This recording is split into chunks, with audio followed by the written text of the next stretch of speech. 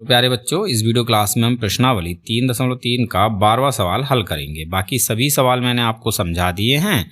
आप सभी सवालों को इस चैनल पर देख सकते हैं और साथ ही लिंक मैं इस वीडियो के डिस्क्रिप्शन में भी दे दूंगा। ठीक है बच्चों, तो सवाल है आकृति में। ये हमें आकृति दे रखी है, इसमें कोण P तथा कोण S की माप ज्ञात कीजिए। यह है कोण P और यह है कोण S। इन दोनों कोणों की हमें माप ज्ञात करनी है। ठीक है, आगे दिया है यदि रेखाखंड SP समांतर है रेखाखंड RQ के।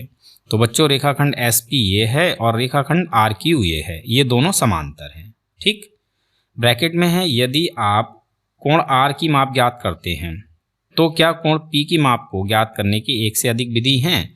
तो बच्चों, ये जो ब्रैकेट में दे रखा है इसकी बात हम बाद में करेंगे। ठीक है, सबसे पहले हम कोण P और कोण S की माप ज्ञात करेंगे।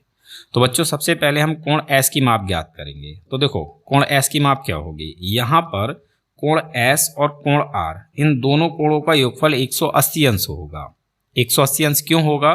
क्योंकि बच्चों SP और RQ ये दोनों समांतर रेखाएं हैं।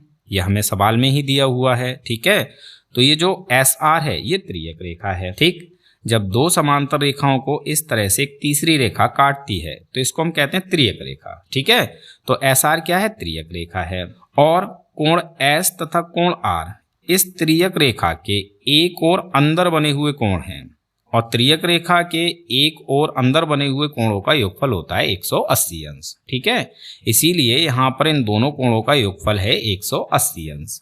अब देखो बच्चों, 180 अंश में से कोण R कितने अंश का है? यहाँ पर ये जो बॉक्स का चिन्ह बना है ये समकोण का चिन्ह होता है, यानी 90 अंश का। तो कोण R है 90 अंश का। तो बच्चों, कोण S कितने अंश का होगा? ये भी 90 अंश का होगा। 90 + 90 180 अंश। ठीक है, तो कोण S है 90 अंश का। अब इसको हमें लिखना कैसे है? तो बच्चों, हल में हम लिखेंगे SP समांतर है RQ और SR त्रियक रेखा है। तब कोण S + कोण R, कोण S + कोण R कितना होगा बच्चों? दोनों का योगफल 180 अंश। ठीक है, ब्रैकेट में आपको कारण लिखना है कि ये दोनों कोण त्रियक रेखा के एक ही ओर बने अंतःकोण है और इनका योगफल 180 अंश होता है। तो यहाँ हम ब्रैकेट में लिखेंगे त्रियक रेखा के एक ओर बने अंतःकोणों का योगफल 180 अंश होता है। अंतःकोण का मतलब है अंदर बनने वाले कोण। ठीक है, अब यहाँ से हम कोण S बहुत आसानी से निकाल लेंगे। कोण S ज्यों का त्यों लिखेंगे प्लस कोण R, ये हमें कितना दे रखा है? 90 अंश। तो यहाँ आ जाएगा 90 अंश बराबर 180 अंश।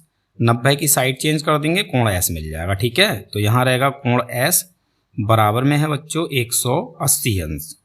90 अंश इधर प्लस का है, साइड चेंज करेंगे तो ये हो जाएगा -90 अंश। तो यहाँ से बच्चों हमें कोण S मिल जाएगा, 180 में से 90 को घटाएंगे 90 अंश। ठीक है, ये हो गया भाई कोण S। अब इसी तरह से हम कोण P ज्ञात करेंगे। देखो बच्चों, कोण P और कोण Q इन दोनों कोणों का योगफल भी 180 अंश होगा। क्यों होगा? क्योंकि बच्चों यहाँ पर SP और RQ ये दोनों समांतर रेखाएं हैं, ये हमें सवाल में दिया हुआ है। तो बच्चों, ये जो PQ है ये हो जाएगी त्रियक रेखा। ठीक है, और फिर ये दोनों कोण इस त्रियक रेखा के एक ओर बने अंतःकोण हो जाएंगे और इनका योगफल होता है 180 अंश। ठीक है, तो इन दोनों कोणों का योगफल 180 अंश होगा। अब यहाँ पर 180 अंश में से कोण Q है 130 अंश का, तो कोण P कितना बचा? 50 अंश। 50 + 130 180 अंश। ठीक है, तो हमें यहाँ पर लिखना है SP समांतर RQ है और यहाँ पर PQ त्रियक रेखा है। तब बच्चों कोण P + कोण Q दोनों का योगफल कितना होगा? 180 अंश। ब्रैकेट में आप कारण क्या लिखोगे? जो आपने यहाँ लिखा है। ठीक है, त्रियक रेखा के एक और बने अंतःकोणों का योगफल 180 अंश होता है। तो ये चीज़ आप ब्रैकेट में लिख दोगे। ठीक है, समझ में आया? अब यहाँ से बच्चों हम क्या करेंगे? P का मान निकाल लेंगे।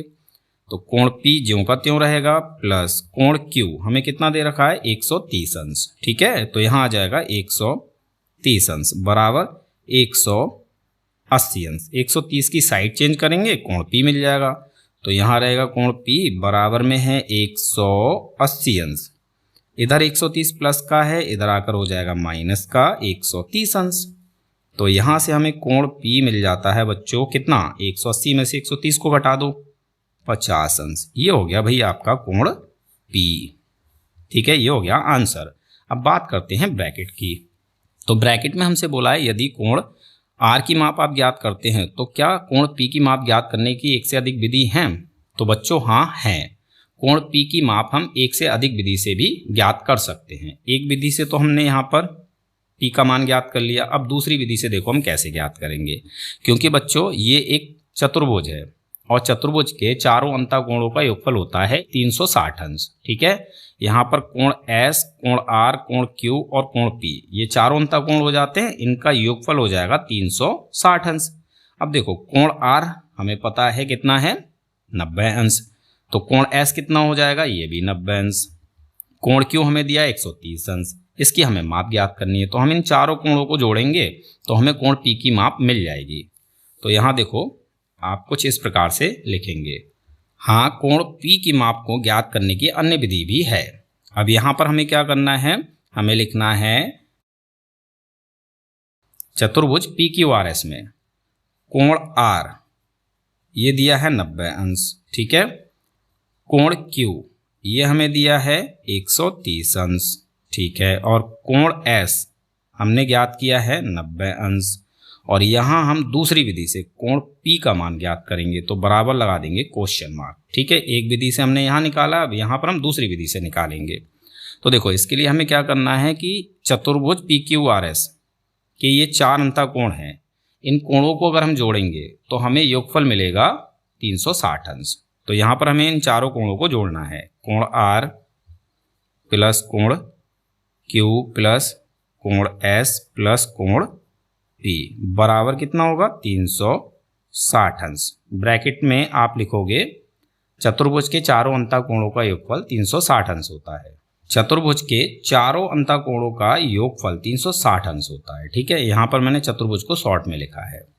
अब यहाँ हमें क्या करना है, इनके मान रखने। कोण आर है 90 अंश प्लस कोण क्यू है 130 अंश प्लस कोण एस है 90 अंश। ठीक है, और कोण पी हमें यहाँ पर ज्ञात करना है दूसरी विधि से। तो यहाँ पर हम कोण पी ज्यों का त्यों रखेंगे बराबर 360 अंश। ठीक है, अब इन तीनों को आप जोड़ लो, 90 प्लस 90 180, 180 प्लस 130 ये हो जाएगा भाई 310 अंश।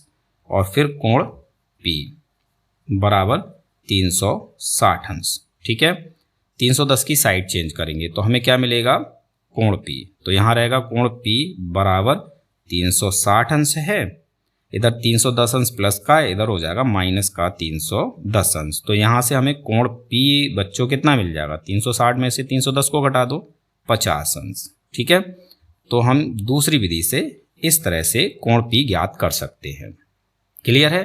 उम्मीद है सवाल आपको समझ में आ गया होगा। मिलते हैं अपने अगले वीडियो क्लास।